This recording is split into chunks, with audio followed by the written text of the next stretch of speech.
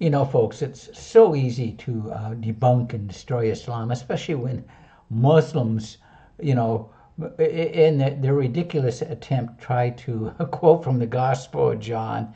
Here's one prime example. John quote from John 5:40. I am a man who told you much. Who told you the truth. Okay, it's a joke, and I don't know why these people insist on quoting from the Gospel of John, because it absolutely destroys their whole argument. So, if Jesus told the truth, that means he didn't tell lies about himself. And obviously, Christians believe that Jesus is, you know, uh, fully man as well as fully God. We teach both his humanity and his deity. And the Gospel of John is very explicit about that. But let's look at some of the words of Jesus and see whether or not it agrees with the Islamic view of, or whether whether the Gospel of John agrees with Islam by the very words of Jesus. And here we go in John chapter 5.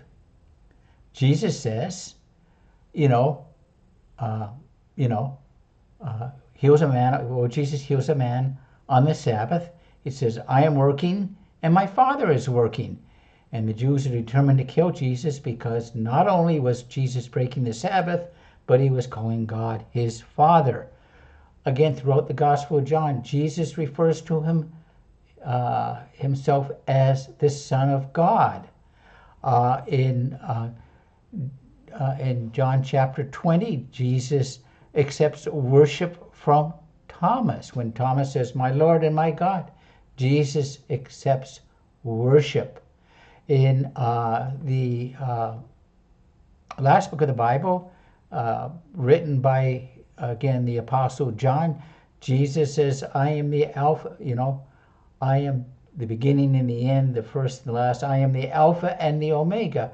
A statement again about his deity, going back to the Gospel of John. Again, the words of Jesus, before Abraham was, I am, ego eimi, talking about his eternal deity. In John chapter 10, my Father and I, we are one. And of course, I'm engaged with a dialogue with a Muslim who wants to twist these words. Again, and later on in chapter 10, Jesus says, I am the Father is in me. So you want to quote the words of Jesus?